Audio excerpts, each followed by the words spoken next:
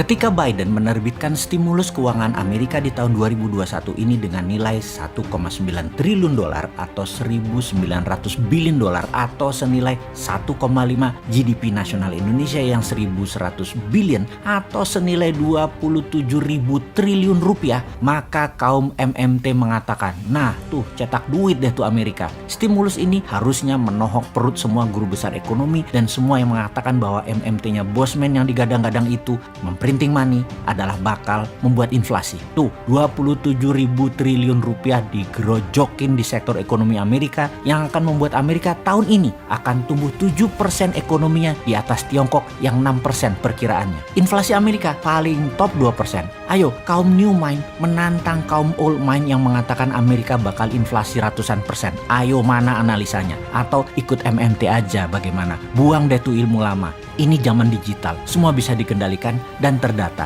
Kita harusnya mulai dari sana, digitalisasi ekonomi. Kembali ke growth Amerika 7% tahun ini. Ingat 7% dari GDP per kapita Amerika yang 56.000 dolar itu loh ya, bukan 7% dari GDP per kapita negara seperti Indonesia yang hanya 4.100 dolar. Bayangkan tumbuh 7% dari 56.000 dolar adalah 3.900-an dolar naiknya, sama dengan GDP per kapita Indonesia naiknya. Kalau Indonesia naiknya segitu, hampir 100%, itu baru bernegara namanya. Tahun lalu Indonesia itu minus 2%, tahun 2021 ini diperkirakan naik 4% plus. Namun saya mungkin memprediksi 3%-an kayaknya realistiknya. 3% naik minus 2% tahun lalu, ya baru naik 1%. Selama 7 tahun kabinet kita saat ini GDP per kapita hanya tumbuh 20%. Bandingkan dengan Narendra Modi punya kabinet di India, bandingkan dengan Duterte Filipina, bandingkan dengan Vietnam deh, periodenya sama, naik semua. Dan terbukti 60%-an 3 negara itu naiknya, bukan 20 alias 3 kali Indonesia. Alamnya kayak Indonesia, letak geografisnya strategis Indonesia. Semuanya terkena imbas globalis COVID, tapi kok beda tumbuhnya? Ada apa dengan pertumbuhan ekonomi Indonesia? Masalah mendasar kalau rakyat perutnya lapar, tingginya pengangguran dan sulitnya menciptakan usaha, negara harus bertindak tepat. Bener deh, masalah mendasar karena piring di meja makan banyak warga yang kosong membuat otak sulit berpikir positif. Yuk sekarang kita cek bersama-sama bagaimana dengan makanan di piring masyarakat saat ini dibandingkan tahun lalu, dibandingkan 2 tahun yang lalu.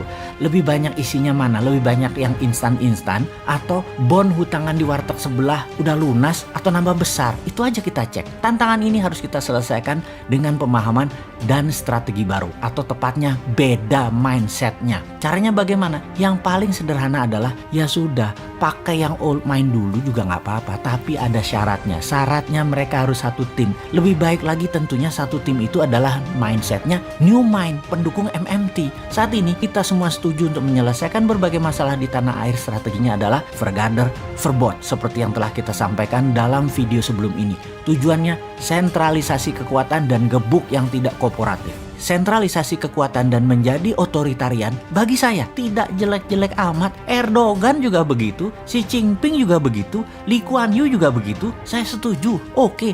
Namun perlu diingat, apapun bentuk cara kelola negaranya, maka harus didukung dengan putra-putri terbaik yang menjalankan tugasnya. Kalau mengukur KPI, prestasi indeks yang dipakai di pejabatnya, maka semua pasti berjalan baik. Seperti Singapura deh misalnya. Kalau sebaliknya, sudah sentralisasi, otoritarian, yang dipakai orang yang manut dan dekat saja dengan indeks prestasi rendah, tapi tetap dipertahankan. Ini berbahaya kalau bernegara kayak gini. Bubrah semua. Harus berani memakai mereka yang punya ide dan prestasi cemerlang. Banyak saudara sebangsa yang cemerlang otaknya dan prestasinya. Pakai mereka itu yang saat ini menjadi pejabat atau menteri pemain utama Liga Menteri Kabinet Urusan Ekonomi. Sudah masanya lengser 100%. Saya teringat pelatih sepak bola favorit saya, Sir Alex Ferguson. Dulu dia adalah coachnya Manchester United. Main bola itu 90 menit. Dia pasti menilai siapa yang bagus selama pertandingan dan siapa yang akan dipertahankan full main 90 menit. Di menit 60 ini kunci suksesnya dia. Kaki-kaki pemain siapapun dan di kelas apapun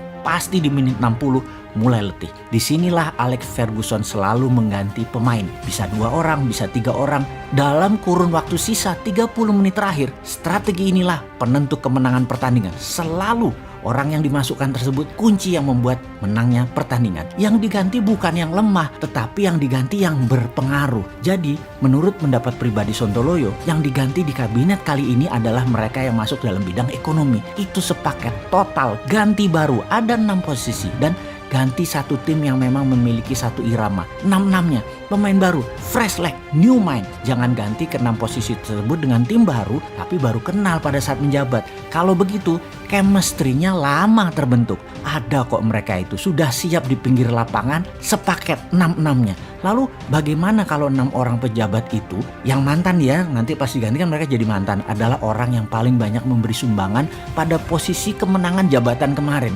Mereka nantinya bisa ngamuk. Gampang, selama permennya ada, bagiannya ada, peluangnya ada, diberikan tetap kepada mereka sama seperti ketika mereka menjabat jabatan politik tersebut. Mereka akan tetap senang kok. Ingat loh ya, pejabat yang diganti itu mereka bukan kalah atau salah. Mereka digantikan juga bukan digantikan oleh orang yang lebih baik dari mereka. Mereka digantikan oleh orang yang lebih cocok dalam keadaan situasi saat ini. Bukan lebih baik, sekali lagi maaf ya, lebih cocok. Mereka berenam itu lebih cocok memang untuk membangun kemenangan. Itu memang talenta mereka. Letakkan di sana lagi, namun permennya yang sama ketika jabatan politik mereka punya. Happy deh semua pihak termasuk rakyat.